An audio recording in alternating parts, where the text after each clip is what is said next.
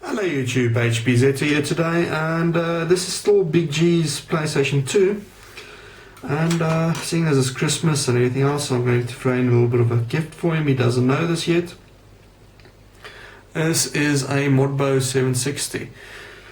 Seeing as this is a version 14 machine, this is probably the easiest machine to mod, and I'm going to show you in just a minute how easy it actually is.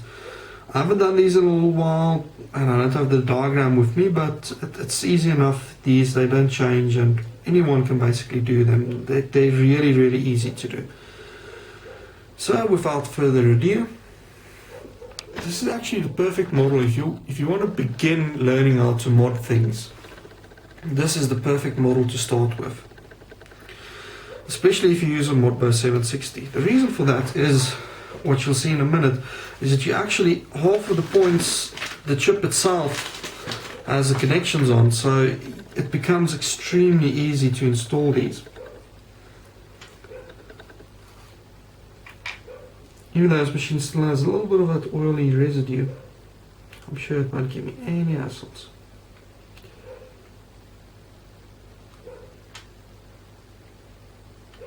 And I'm just going to start off by tinning my points like you always would do.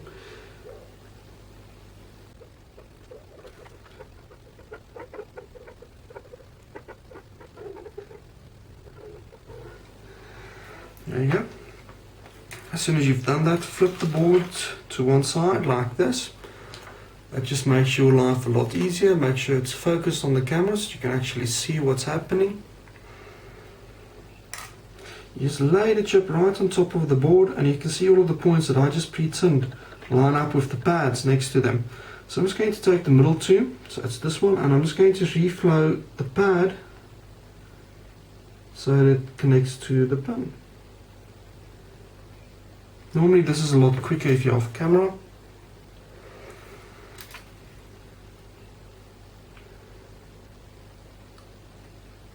Need to do the same that side, there we go.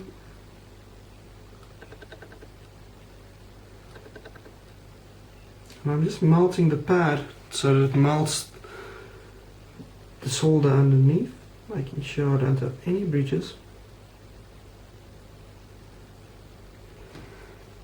Do the same on the other side.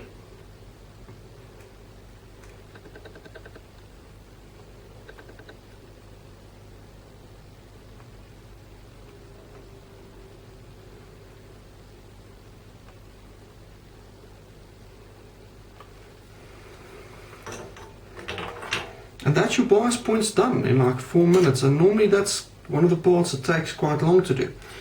The next thing you want to do is you want to do W. So now these are vias. On a via, you need to be pretty careful when you install them. Okay, what I normally do is I put my finger down and I take my scalpel and I rock against my finger, not against the board. The scalpel left and right on the pad that I want to do, and I just remove the silk screen.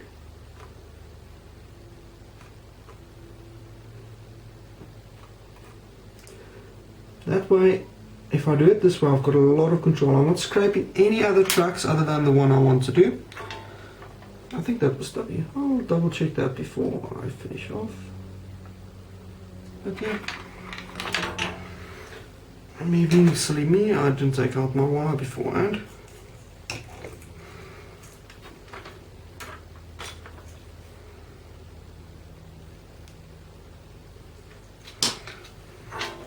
I've done so many of these already. And this is the perfect model for you to learn how to solder a mod chip in a PlayStation 2. This is the easiest one of the lot, but it's also one that uses like the standard points that you're used to, not like the version 3, which uses slightly altered points. It's slightly different, it's not the same as the other versions. This is by far the easiest model to learn how to solder on. So I'm going to take this, and I like to keep a little bit of slack on the top of the wire just to make sure that everything is fine and dandy.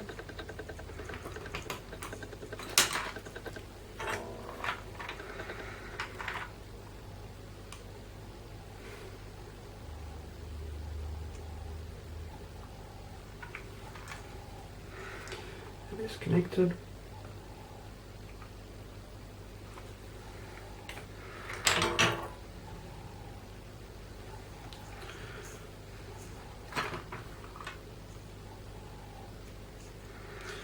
S point, what I like to do with the S and Y points is I just like to stick them right through the pins at the bottom there. That keeps the wire nice and sturdy, nice and safe.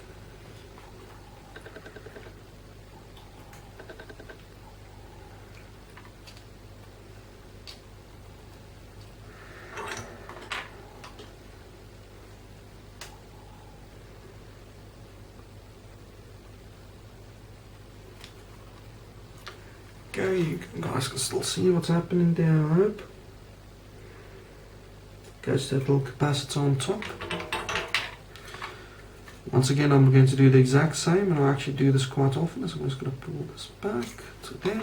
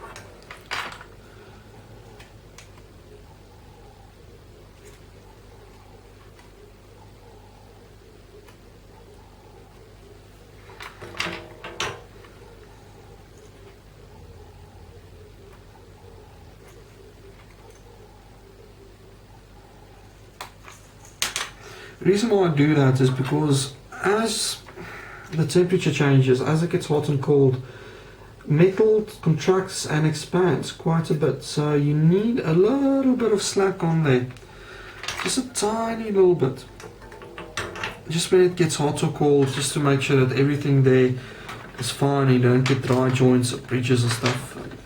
If you don't do that, then you'll have problems basically. So now I'm going to do the same thing with my 3 wires on the side there. There's, well, 4. That one there, that one, that one, and that one.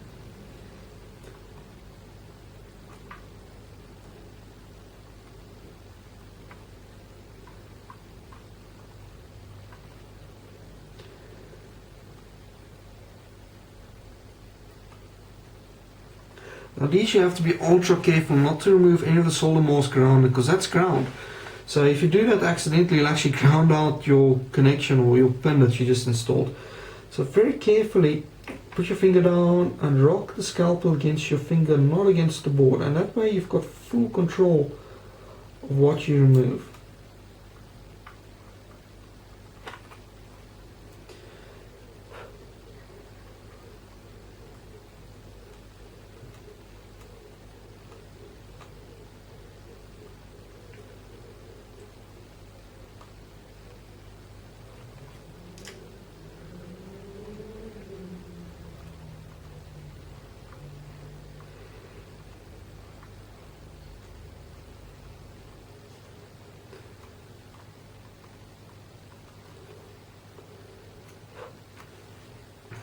Go.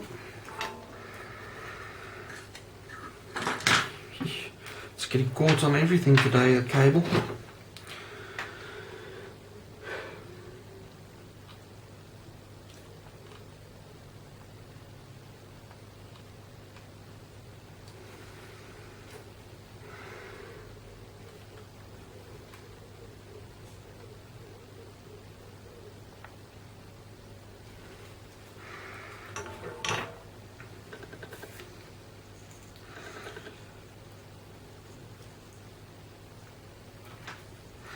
So that's my 8 point now.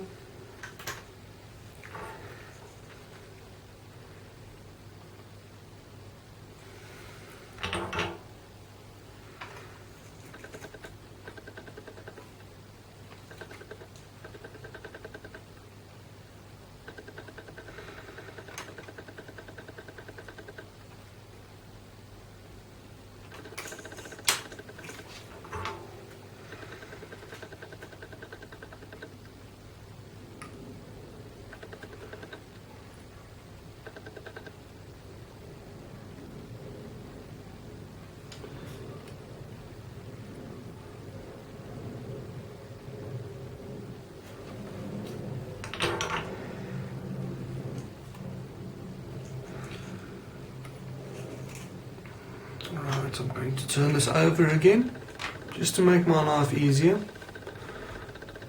Now I'm going to pull this down so you can see a little bit better. Right, here's my 3 points, 4 points here, that's B. B I can probably do it next to A there, without any hassle whatsoever.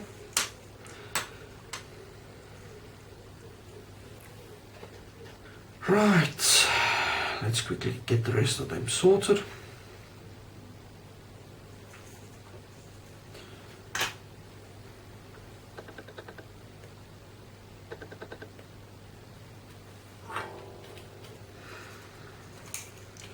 So I'm first going to start at the bottom and work my way through, because they are going to cross. What you can do, if you're very careful, you can actually lay them so around like that. Use that one, goes on top there. And those, and it's just enough space, but I don't like doing that. So I'm going to start off here with my eye point.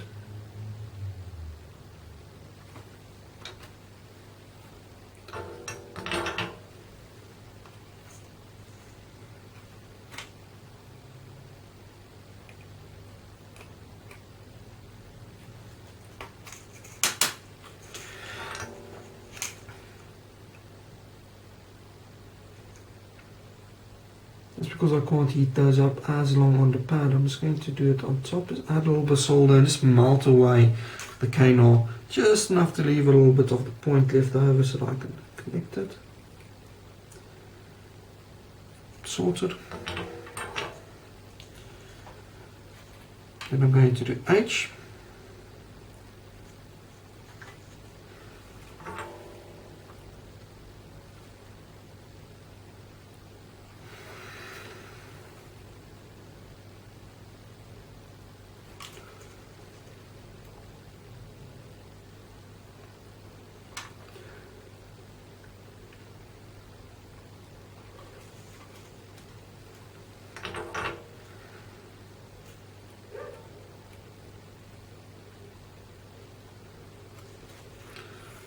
Remember, if you think something doesn't look right, just go in again, add a little bit of solder, check that it's nicely connected.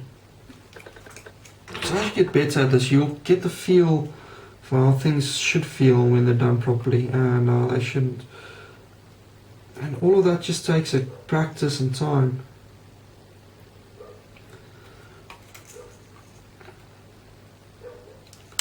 Once again, I don't have as much space up there because of that capacitor.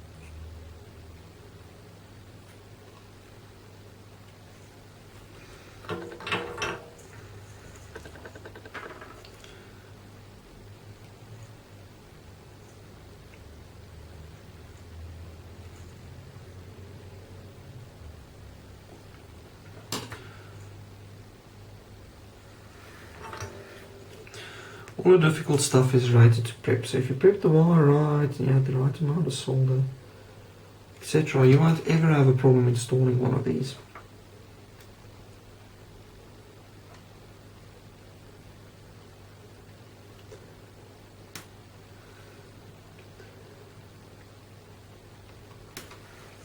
See right there, I can see I prepped it wrong. Cut it off again and just prep it again. It's because my wire stripper is dirty, so it's not stripping off all of the wire properly. There we go, that's better.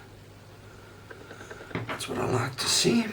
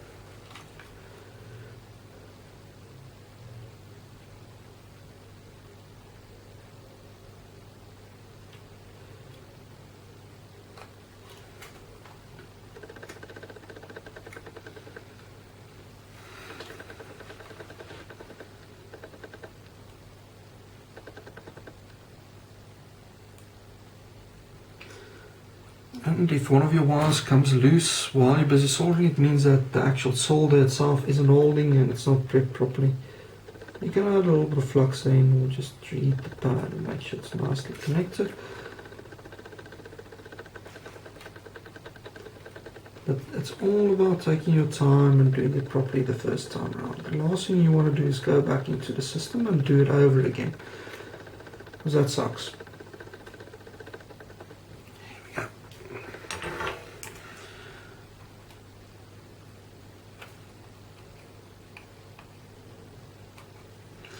Not as neat as I normally do it, but let's put it all close.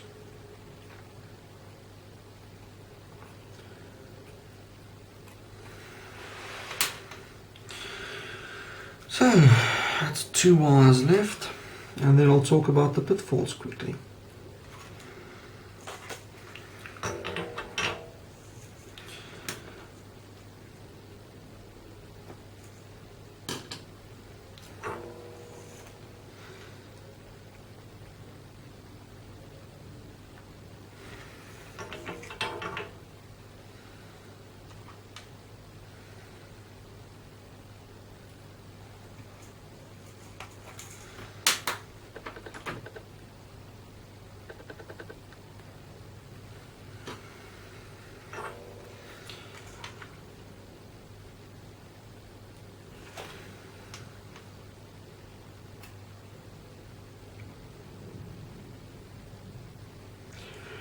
Right, now it's time for the first pitfall, is the 3.3 volt line.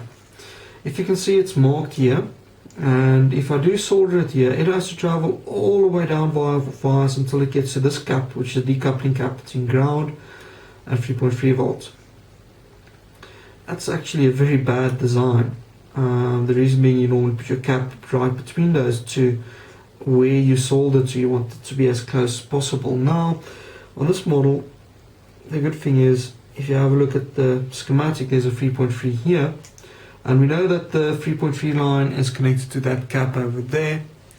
Okay, I hope you can see that. Yeah, it's connected to that cap over there. So all I'm going to do is I'm just going to take it,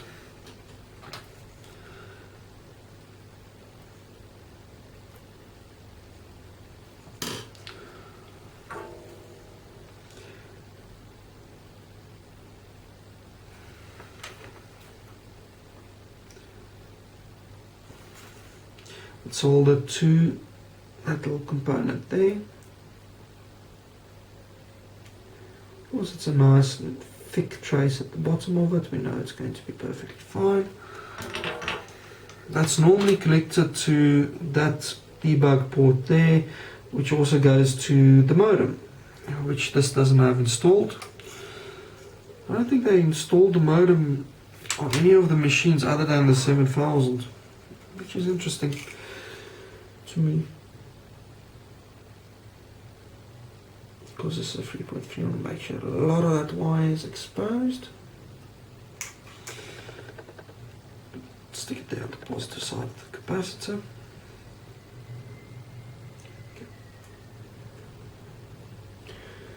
It's a bit much, way too much.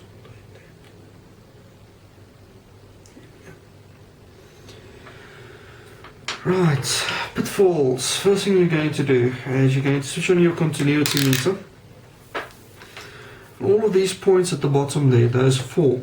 If any one of those touches, or you scraped away and you touched the other side of it, the shielding, there's a fraction of a millimeter size opening there. So what you're going to do is you're going to touch there, which is where that shielding ends up, or that pad there.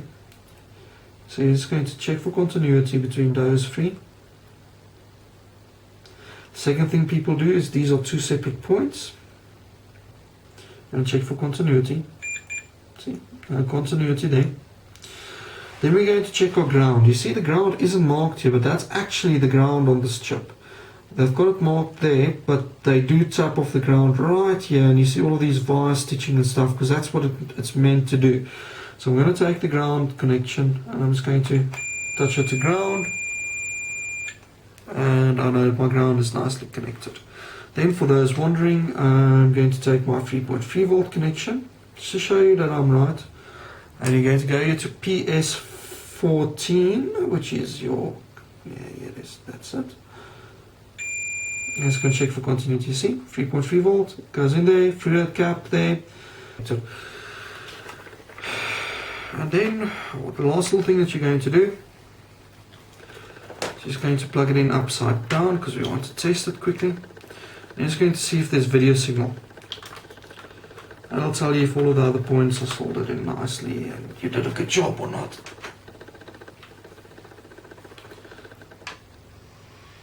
And there we are. As you can see, 3.3 volt isn't connected to ground. If it was, I would not have gotten a picture on the screen. When we press reset, you just want to double check that you can see the logo, Modbo chip. Does it flash? Double check your work.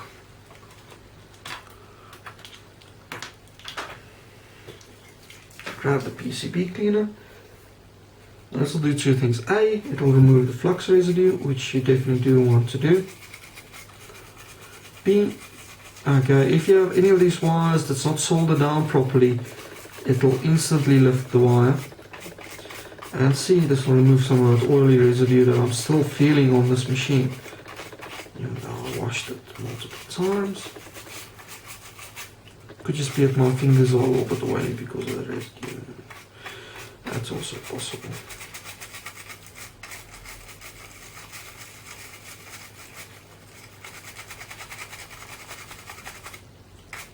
Cool.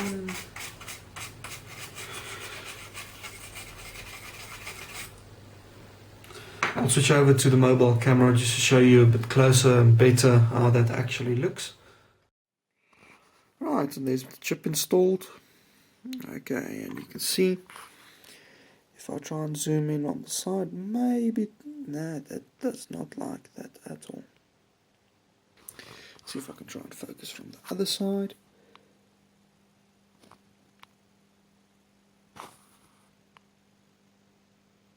But you can see basically you just melt the solder and have it touch the bottom pins. It's dead easy. And the last test that you need to do is just switch on the system.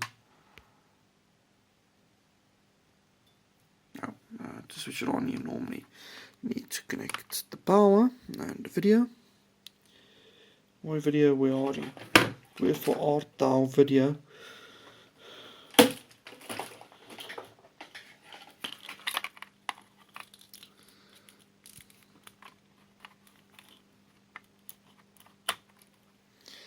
Right, power, switch it on. If you can see the Modbo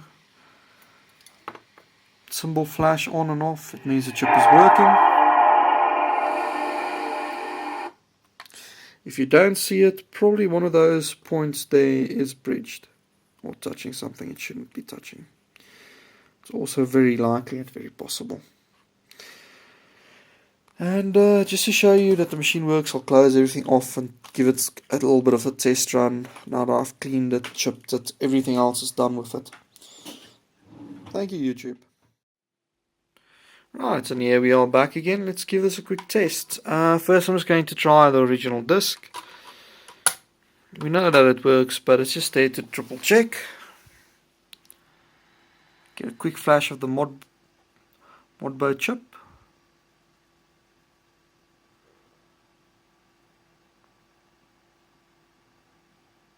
I turned the volume down because I don't want to get knocked by YouTube copyright claim again.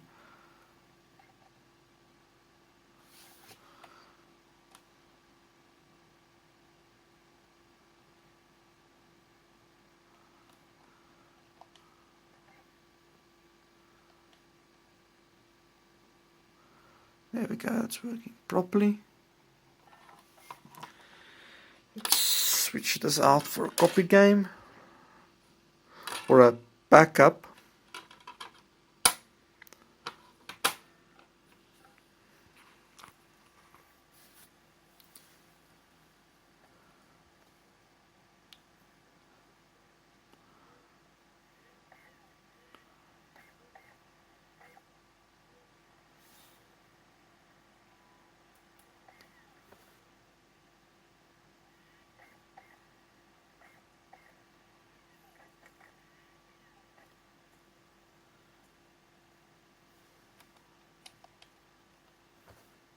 And there you go, works flawlessly.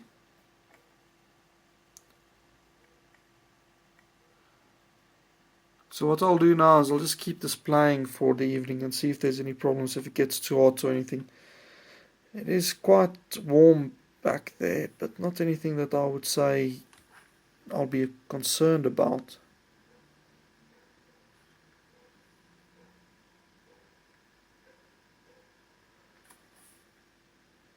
But I'll just run it overnight and see. Thank you, YouTube. As always, please comment, rate and subscribe if you like my posts, my videos. Okay, bye.